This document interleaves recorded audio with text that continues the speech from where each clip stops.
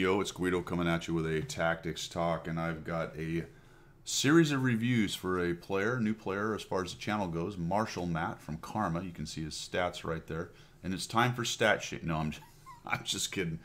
The caveat here, as usual, is I am simply looking at these to get a generalized idea, and as well for the rest of my viewers to kind of look at, what does it take to get to certain levels in this game. And I've done this a couple times with players that were sub 50, and we discussed certain things I needed to look at and their numbers and what they needed to try to bring up. Not because bringing up their numbers automatically makes you better, but it is part of the path, part of the calculus for getting better.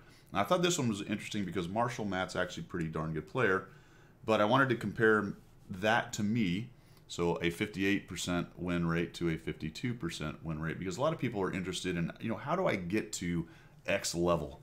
Well, I can tell you how to get to 58%.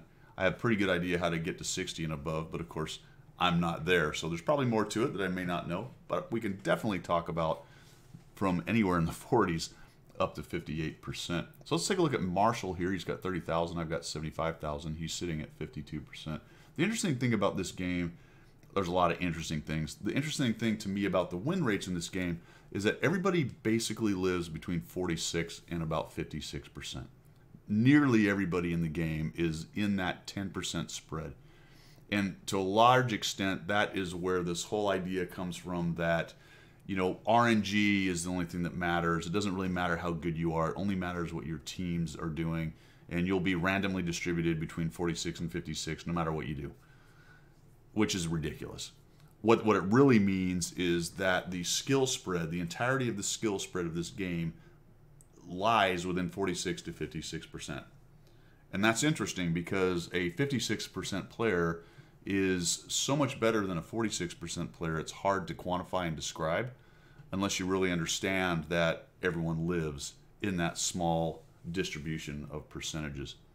To a large extent, if you looked at professional sports, especially professional sports where they play a lot of games, you'll find that most teams are in a fairly narrow spread, and you'll have the outliers, of course, the guys that win that are doing all the winning and the guys that do all the losing, but everyone else is clustered around that 50% typically, depending on the sport. And this is no different this game here. So let's take a look at this and see if these numbers tell us anything about, and I'm going to compare it to my numbers right there, because Marshalmatt is at that point where he's starting to try to figure out how to get to that 58-60%. He is now being very effective in the game, and he can probably see the light at the end of the tunnel, and he's thinking, you know what, I know I can get there. My technical skills are where they need to be or coming on board to where they need to be. How do I get from 53, 54, 55 and push it up to near 60% in World of Tanks? So numbers-wise, let's just look at this real quick. 58, 52%, we looked at that. I survive a little bit more, Matt. So there you go. 8% more survival. That's important. Why? Because you do more damage. You have more effect on the game later on. So that's one of the big keys right there. Hits. Your hits are low. He mentioned this in his note to me, saying that he has a problem with aiming, and that is definitely true. And unless you're playing a lot of little low-level autoloaders or machine guns, you should not be anywhere near 59%. That one is going to be a hard one to give you advice on. I don't know what your physical situation, your computer situation, your internet situation, all those things kind of combine right there. If it's just a mental not being careful enough shooting, that's just something you're going to have to work on. If it's one of those other things, you're going to have to try to work around it. But that is definitely a limiting factor to your effectiveness. With that many battles, playing at that level, only hitting 60% can be a big problem. If you're a big arty player, you may see that, but that's not really the case here. We'll take a look at what he plays in a moment. Damage ratio is at 1.4 and mine's at 1.7. That's getting close. Marshall's in that regime where he's dealing quite a bit more damage than he takes, which is always a good thing, but the destruction ratio is a little bit low. I'm killing 2.3 for every time I die. He's only getting 1.34. The thing about that is, while damage is king, removing guns is second. And depending on the situation, it might be actually first within an individual match. Armor use efficiency, okay, whatever, 0.42, 0.39. Some of that is tank selection and other things. So right in the ballpark there. I'm not saying that that's not either great or bad. People who are very good and specialize in lighter tanks may have a much lower number there and a much better win rate and damage rate than me. So that one's kind of, depends. Base capture and defense are all right there for both.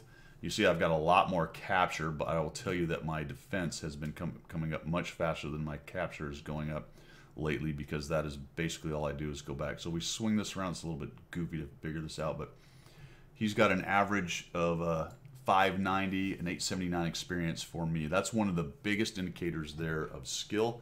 The problem with that thing is whether it's a standard account or a premium account. So it's a little bit hard to kind of understand. I don't know how much he may have played a standard account right there, but you can see that I am averaging more. This is telling 1,600 for my damage, 1,000 for his. This does take into account a lot tiering, so we'll look at that in just a moment. Damage received 719, and I've received 949. That's the one where you might go, oh, he's actually doing better than Guido, but we'll talk about that as well in just a moment. 334 assistance, mine's at 428, ballpark right there. Stunned stuff and all that mess. Spotted and destroyed, I'm at 1.38. He's at 0.91. I talked about that in just a minute. Let's dump this or hit this infographics thing, because this is kind of interesting here. You'll see that as far as our gameplay goes for our tier selection, it's pretty close. We both spend most of our time in tier 8, kind of the bell curve looking thing right there. I'm not too worried about nations. That does have something to do with it. But let's look over here at type of vehicles played, and he's actually played in TDs a lot more. So he likes the TDs and hanging back. I think that's a lot to do with why his damage received is less, because TDs simply have less hit points. My most played are heavy tanks. They have more hit points, so I'm probably going to receive more damage. That's going to be better understood as a ratio between damage done, and damage taken. So that if you looked at it just at the face, you might go, he's doing better, but it's more or less a wash right there. And that's what we can get out of these. What I'm seeing here is, once we go on to the replays, is a player with pretty good technical capability and knowledge of the game, who's looking to figure out how to move to the next level as far as his in-game decision and positioning goes. So let's take a look at it. All right, here we have Marshalmatt Dylan, I presume. Hey Kitty, have you ever thought of running away? What song is that? What song is that? Marshalmatt. All right, he is in his Carnarvon. He is from Karma. This is a tier 8 British heavy tank.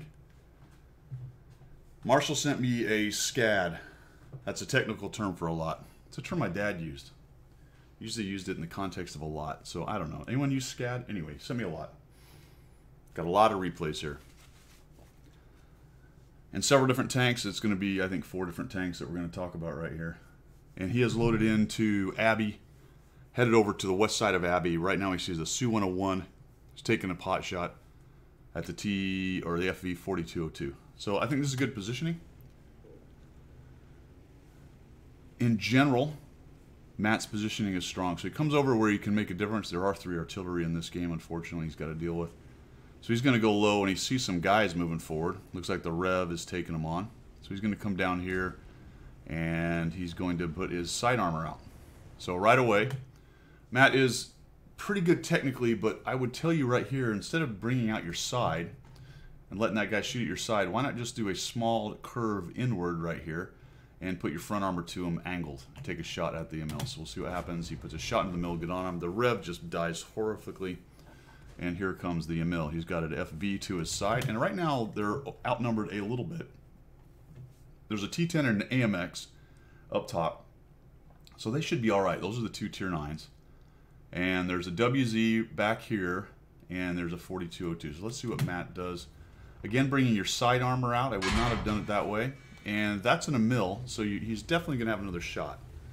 There you go. So now he decides to side scrape. So a little late. This is going to be a bit of an over angle, and you're going to get a shot from the low. So there's 2 shots at least right there that you did not need to take, just basically from poor maneuvering right off the bat. And those are self-critiquing. You take those and you go, oh crap, and then I saw you turn your front armor, and then you over angle when you're popping out. So not ideal right there, and we're down some hit points, so we probably didn't need to be. The nice thing about this tank is this right here. It reloads so much faster than the low, and I can see that, oh my gosh, I'm being pushed, and off we go. So we go up here, the WZ runs away a little bit too, both of you covering up, and it looks like the WZ says, you know what, I'm turning around, and you are off. You're gone. All right. You are outnumbered a little bit right here, but you got a problem, and this is the problem. These 3 down here. You've got an Emil, a low, and a pilot, which you three can definitely take on. The Emil is reloading. He's a problem, but you got a WZ-111, 4202, and you. The DPM on you and the 4202 is amazing. The T-29 is okay, and the WZ is actually pretty good for a Tier 9. And you've got 2 Tier 9s anchoring up here, but what it looks like to me is you've made this repositioning decision. And the problem with making repositioning decisions kind of in a vacuum right here, and it feels to me like you're thinking, oh, we're getting pushed and they're going to die, so I'm going to go over here and see if I can help. The problem is that you sort of made it in a vacuum, and you actually could have helped the guys behind you win that flank, I believe.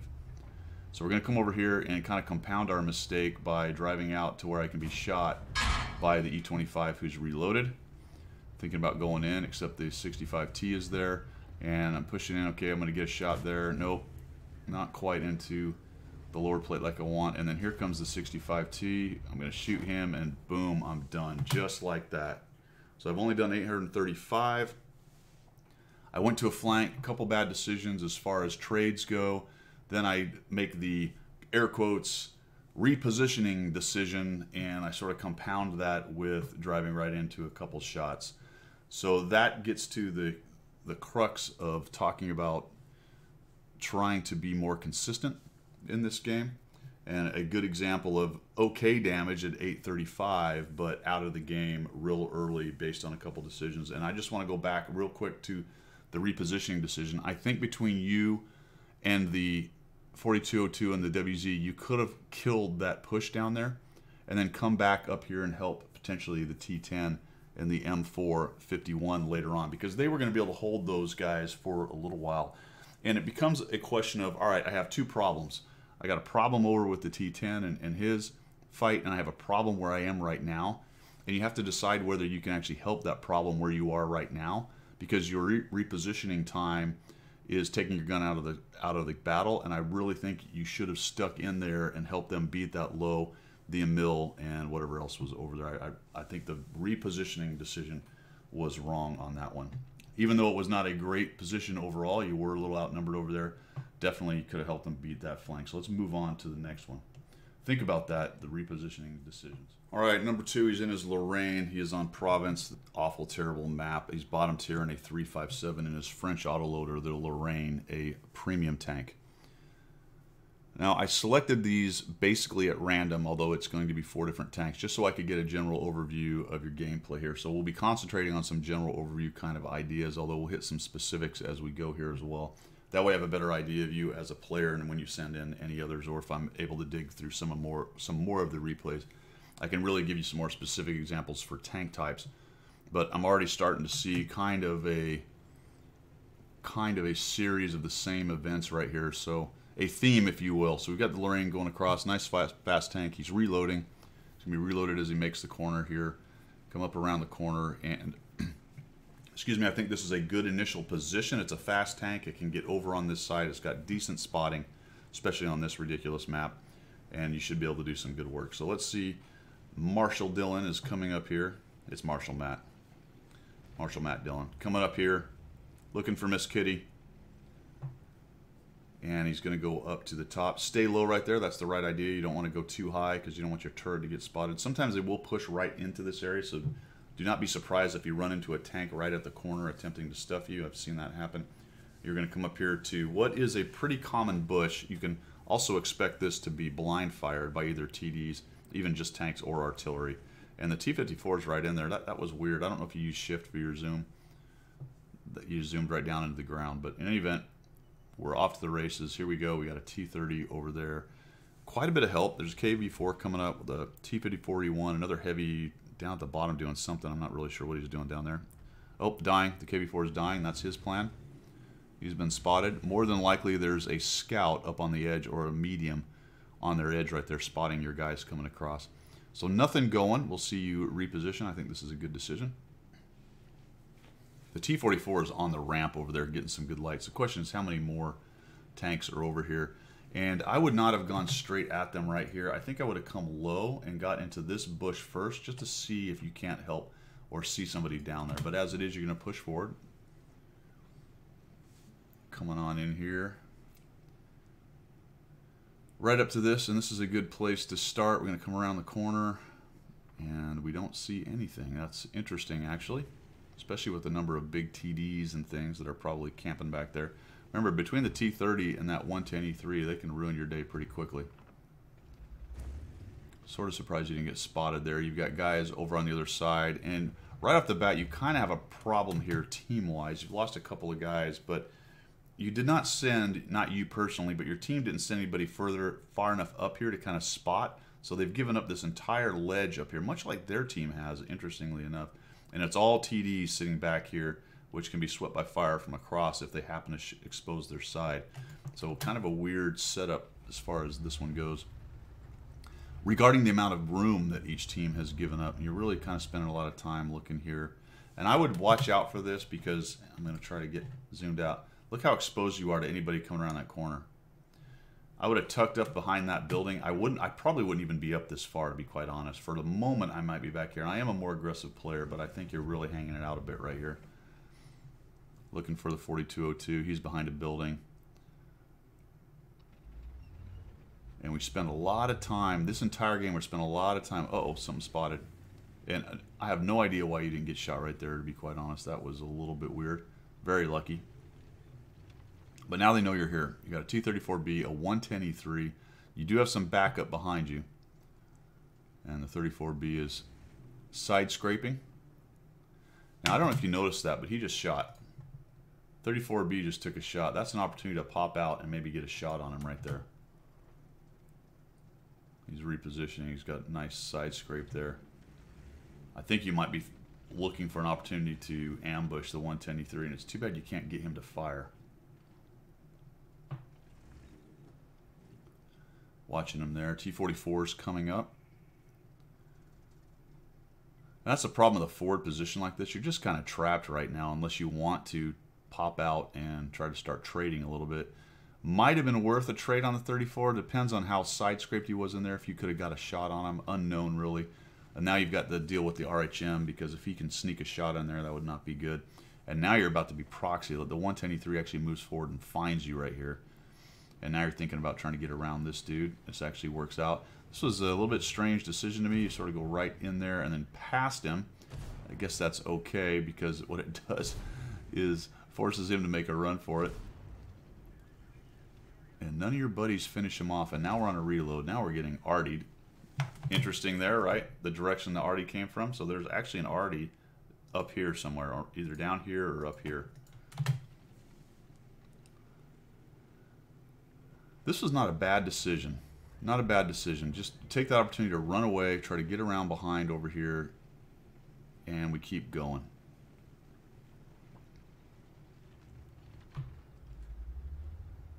And again, we're sort of just kind of out in the open here, not really understanding this. There's a T-30 down there. There's a couple more guys with guns. You're just really uncovering yourself. I don't think he has a shot on you, but you're giving him that firing lane right there. I would have accepted turtling up behind this building or even turtling up behind this one, but back on this edge of this building with all these open firing lanes, and now we're just sort of staring through the soda straw at these guys over here. And that speaks to the 53% thing I'm talking about, and the positioning and the repositioning ideas. The micro repositioning within your actual position is oftentimes as important as your initial positioning decision and any subsequent flexing to different flanks. So now we're going to come over here, and again, we're just kind of not too bad. I guess we're pretty much covered up, so I'll accept that. That's not bad. We spent a lot of time really looking to get shots on these guys across here. And finally, you come close enough to this bush to where you can actually see what you're doing and get an idea of what they're behind, and I think that was a good idea. Now, subsequently, your T-10 has moved up, and he's engaging the T-34, and you have abandoned that attack and gone over here, and now we're futzing around with the T-10 we can't even see, and we're going to get 1 pixel on here in just a minute. Meanwhile, your T-10 and T-44 are actually trying to clear up this top flank, which is where you came to fight. And I'm not laughing at you, I'm laughing with you. So between you and the T-10, and the T-10 is just taking hit after hit trying to do this, down goes the 44, and then you repo and say, oh, I guess I need to come help these guys. And as suspected, there is a big kid back there. So you didn't want to go raging around the corner and get killed. but maybe a little help with that T10. A little bit schizophrenic, right? So what are we doing here? Are we trying to push this flank? Are we trying to clear guys here, or are we just trying to take shots across? And you're trying to have your cake and eat it too here a little bit. Now the 54E1 moves up. And it's part of learning how to use the allies that you have and the position that you have. Progetto's moving around. And I'll be honest, there's not great answers for this spot right here. If you don't have enough heavy tanks or guys who want to push forward together, it is hard to dig them out. I mean, you've got a freaking FV. There's that one pixel shot right there. You got the FV, you got the T30, you got an autoloader, you got an RHM. I mean, that is a tough nut to crack over here. You're shooting into a rock and plain old missing. This one goes high. You're really just kind of counting on threading the needle right there. And now we go into a reload. And your team's essentially losing. And it's a great example here of a good initial position and just not really understanding what you want to do. Did you want to push in there and try to kill these guys on this flank, which I think is what the idea of coming over here is? Or were you looking for side shots, which is what you spent most of your time trying to do on a defensive position down there in the southwest? It's, like I said, a tough nut to crack for a 40T, but if you're going to take the time to drive all the way over here, sort of pick one of those and go for it. Really, if you really thought that you were having trouble on the other side, you might have flexed back over. You were fast enough. And at this point, we're just waiting to die. So we're going to speed this up. We get reloaded here. Dink, dink, dink. And coming out here, we're seeing guys. Looking for this guy over here. Don't see him. 54E1's wandering around. And the reason I made everybody watch that is because the question now in my mind for the last couple minutes is, what's the plan? What's the plan? Are we just sitting waiting to farm damage and hoping the enemy walks into us enough that we win? Or do I want to try to make this a win? Do I want to change this fight somehow? The only part of this fight you can change is try to clear the guys up above off, which is why, going back to the beginning of what I was talking about, the reason you went over here is to clear those guys out. Now this tank is shreddable. A couple of them, you're a two-shot. I mean, if you get hit with Hesh, I think you can be one-shot really for all intents and purposes by the FV. But you came over here, and that's the purpose of coming over here, was to try to help win. You had some pretty good backup, the Sturb and some other stuff back there. So I think it would have definitely been worth it a lot more earlier to get over there and try to force your hand up here, take these guys out. Right now, if you want to win, that's definitely the only thing you can do. If you want to farm, then we can hang out here and wait for guys to show up. And that may be it. That may be your decision. You know what, whatever, I'm just going to farm here. But if you're looking to get better, you have to understand how you got to that situation. And you stand in right there. As soon as you got hit by the first one, I'd have been trying to back up and get out of there. But you're waiting for the reload, probably maybe a little tilted and angry, and you just eat a bunch of shots. In fact, that 430 actually hit you from over there. He's rocking back and forth and just snapped you from across that whole place. Unbelievable. And now you're down to about 0. I'm not going to go through the rest of it.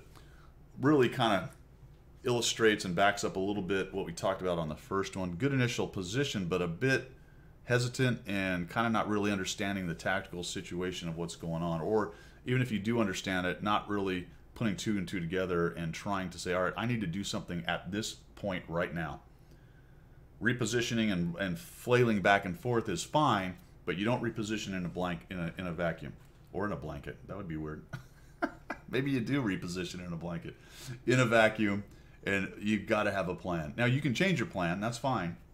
But if your plan is change, change, change, change, you're really never going to get anywhere, and you're going to be a pretty good damage farmer, be able to sort of get some damage out in the good positions you know, but you're not going to be able to leverage that and turn it into wins. All right, let's move on to the next one. All right, Marshalmatt Dillon is back. He is bottom tier in a 3.5.10 once again on airfield. This is again a tough place to be useful in as the bottom tier, but this is a pretty good tank, the 5/1 Centurion, the premium British medium tank. Really nice depression, pretty darn good gun, especially accuracy wise, and good pen, and a decent turret. So he's going to come up here to what is a pretty standard hold down spot. But I'm going to tell you, Marshall, of your 2 positioning decisions that I've seen you make so far, this is my least favorite. Now, I do not like this spot.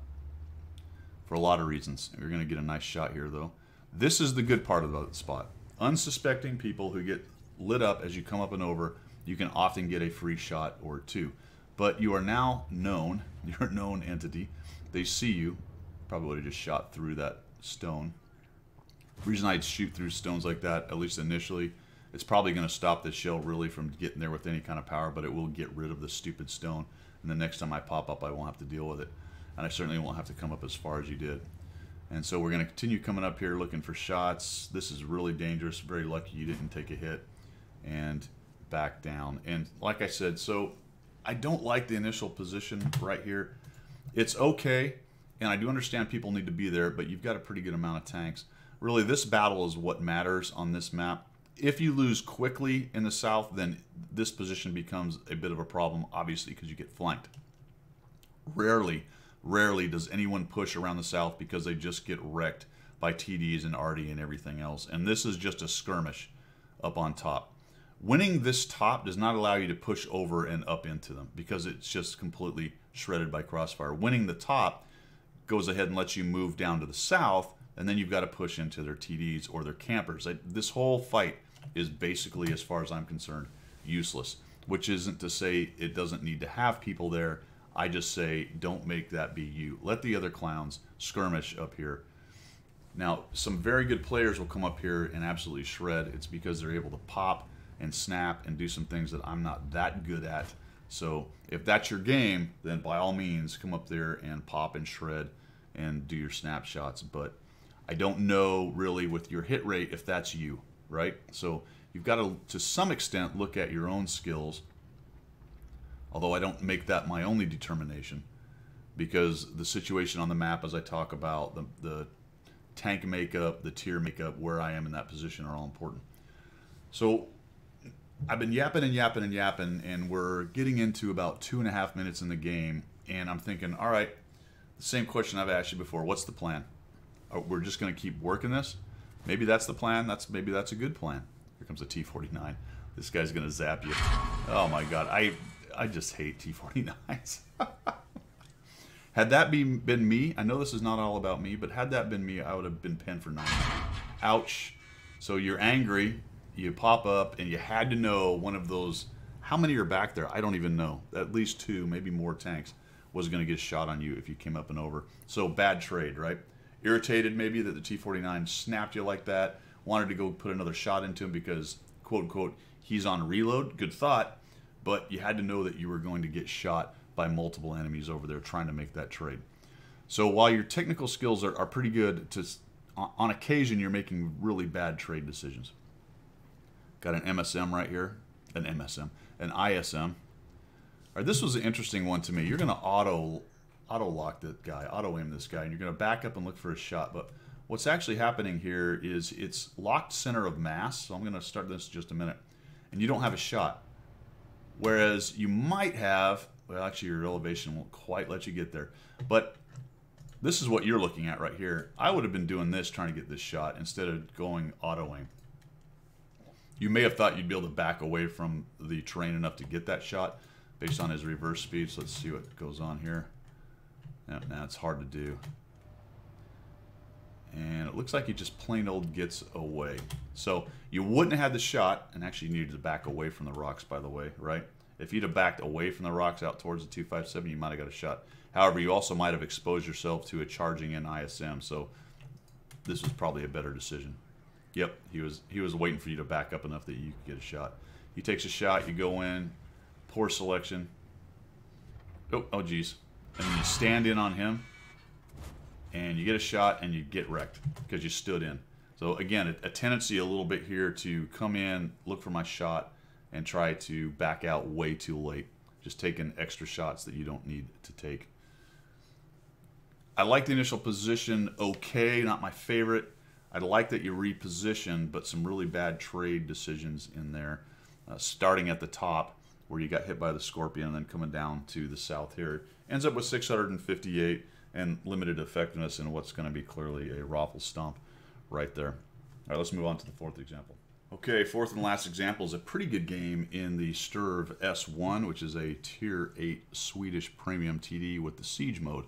Kind of a strange little tank. I actually like this one as a TD goes. This is a pretty fun little TD, just based on its ridiculous accuracy and its camo. But he is in an all tier 8 battle. And as the stat showed, Marshalmatt is pretty much a TD player. So he's going to come up here and he's going to prepare the battlefield. He's got himself some cover he's going to knock down and use. Get these trees set up to help him as far as camo goes. And now we're going to back right up and jump into siege mode. And we're going to start spanking tanks. Now this is a pretty good spot. You do have to be careful. It's not completely camoed up everywhere. There goes the defender. He just got by you.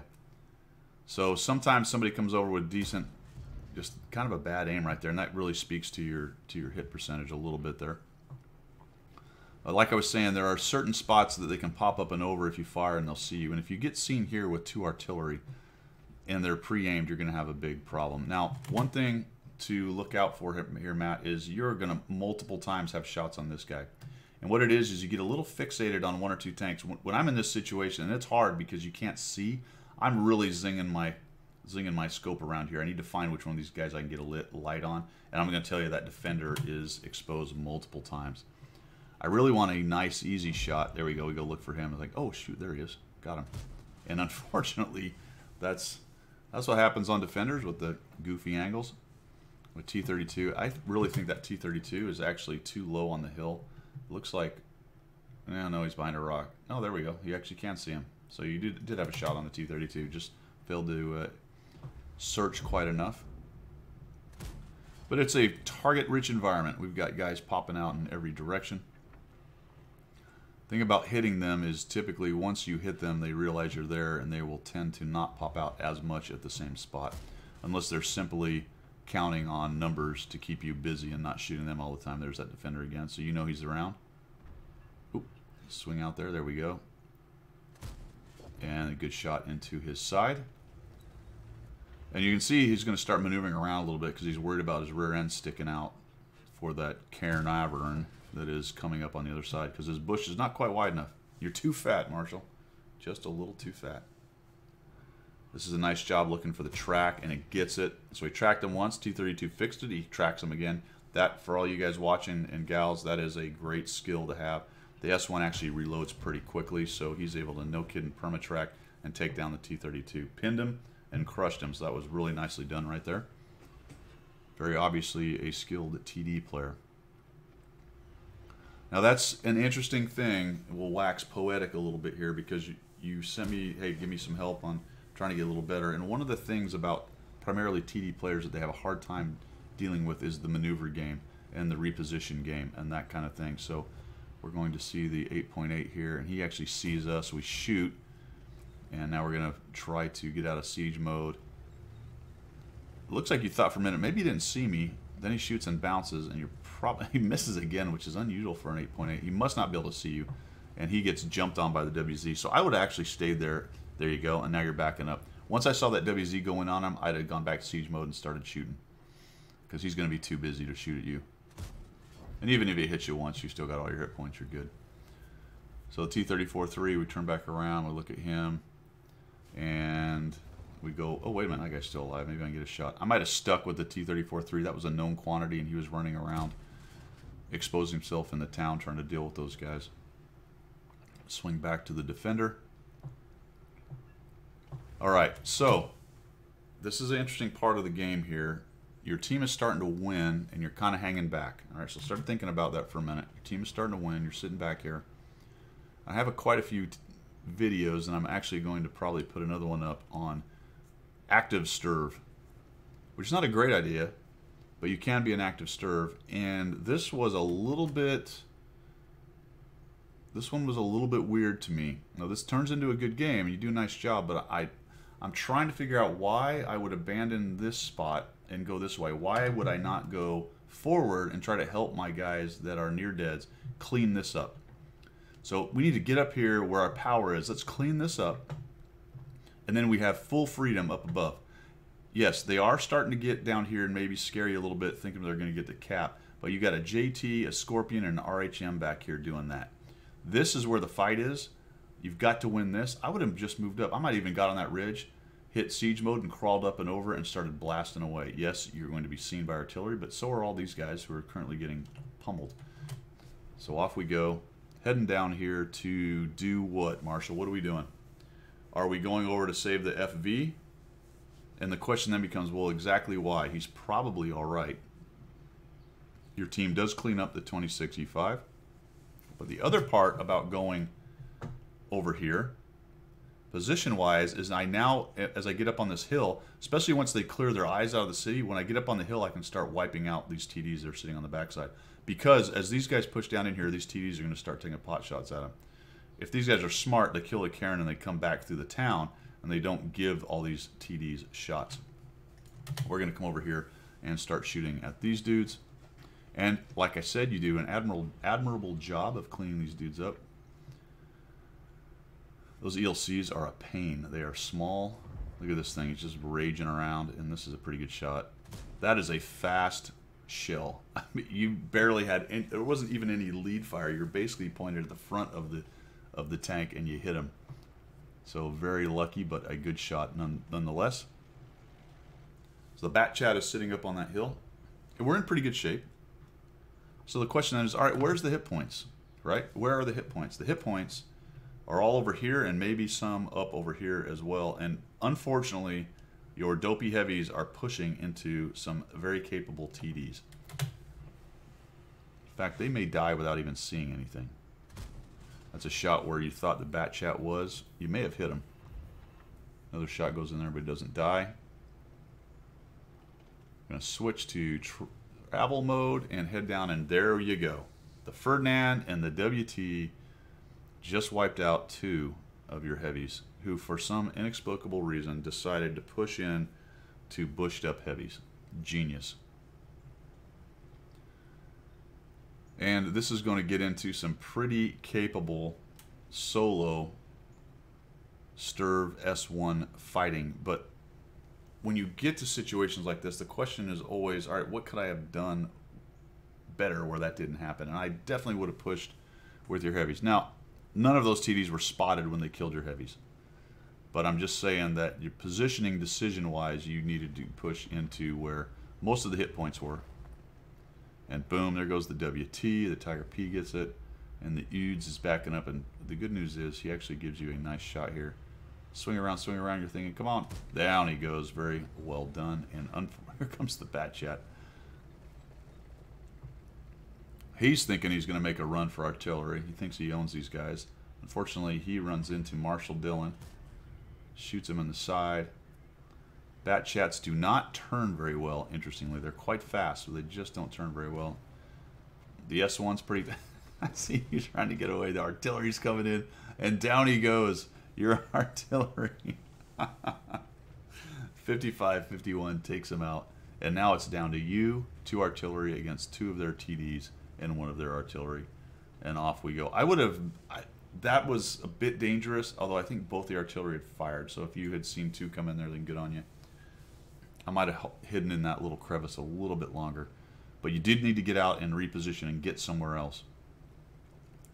What you want to find is one of these TDs, and hopefully one of them is a one-shot. I like this decision to get up into this little bush right here. Not bad.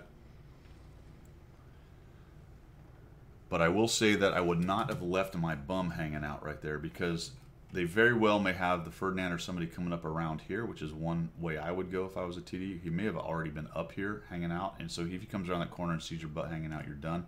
I'd have got deeper into these bushes and really bushed up. What's cool is this tank has binocs. So we're looking around. Once the binocs cooked, again, I would have moved forward a little bit, because right now you can't see down below you. You needed to be a little bit more forward in that bush so you could see anybody moving down in that low-lying area down by the town. We start moving. 3,182 damage. We got 3 kills. Trying to figure out how to reposition a Sturv. Oh, there's the Ferdinand. Boom, here he comes. Now, I was worried. I'm thinking, oh, you're doomed. You didn't get spotted. I'd have turtled up right there. Gone into siege mode. And spotted as the Ferdinand came in. And I'd have been as far back as I could back here, so that I had as much time as possible before he proxy lit me, so my artillery could work him over. And if they could get him down to a 1 or 2 shot, I would have gone ahead and taken that shot and tried to take him out. So I don't think you really needed to move that far forward. Here he comes. He's lower than that. There you go. Oop. So we move forward. This is the right idea. Get him spotted. There we go. Now move back. Yep, exactly right. Take a shot. Man, I wouldn't have moved. There you go. Try to track him. And that first shot, I would have gone for that sprocket and tried to track him. And down he goes. He got down the hill. So unfortunately, probably an extra shot in there you could have had on him. And this surprised me a little bit. First of all, you knock a bunch of trees down. Try to avoid doing that. And you don't really go after this Ferdinand. That hill right there would have been the perfect place to get back up on and start shooting him. Yes, it would have been swept by fire from the RHM, but you also would have put light on him and try to figure out where he is. And you may have even seen the RHM. If the RHM is moving towards the cap over there on the ridge line, you may have had shots on him. Now, you might also have thought that the Ferdinand was going to double back, swing around, and try to find you. That's also possible. So we'll go into this bush. Looks like you're waiting to see if he does such a thing. 155-51 smartly follows you up there. The other Artie is a tomato and sits there in the corner. And now we're starting to look. What's going on here? Where are you, Ferdinand?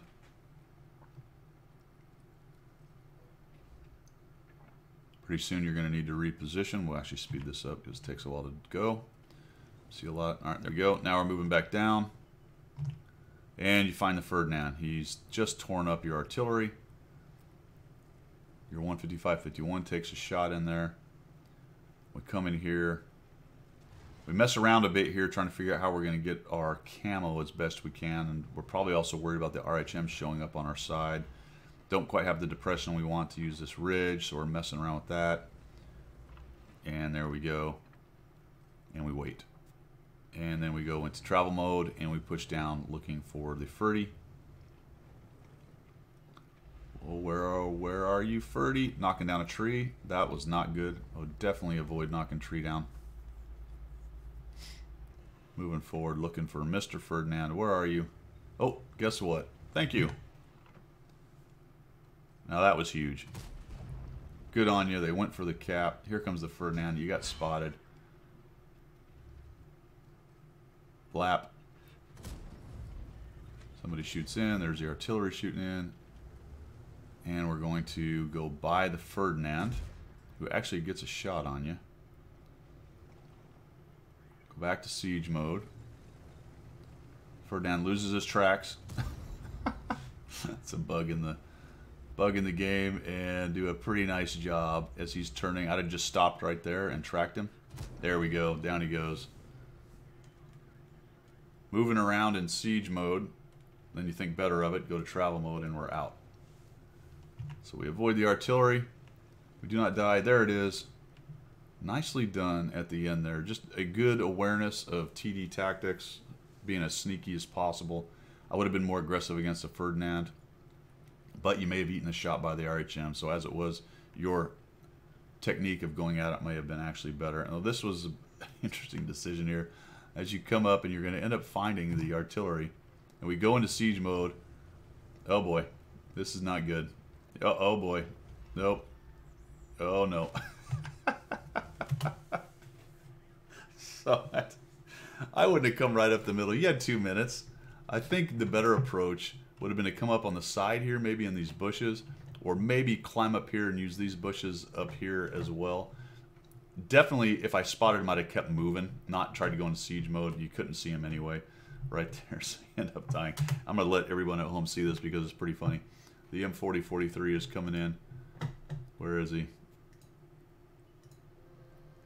There's the 55-51. The M4043 is driving across the open, and the French artillery sees him and charges down, comes off the hill and shoots him in the face and rams him. So it ends up being a win. 4,316 damage, 1,100 spotting. Nice job on that one. Obviously, a bit more comfortable playing the TDs there, but just to wrap it all up, pretty good initial positioning decisions. I think you were thinking about repositioning, especially in the local area, It's just I think your decision making is a little bit wrong on occasion, choosing the wrong reposition, maybe not sticking with things in some cases long enough, or in the case of the middle hill. Although I would say with the Centurion 5-1, that was just a bad initial position to take. Some people can make it work. I just don't like it, especially with artillery and big TDs. But also trying to avoid those bad trades, which is not something TD players are used to as far as figuring out when to poke, when to side scrape, and that kind of thing, because they're used to being bushed up and getting quite a few shots without even being seen in there. So just some things to think about, man. I hope that helped you. For everybody else, thanks for tuning in. And as always, we will see you.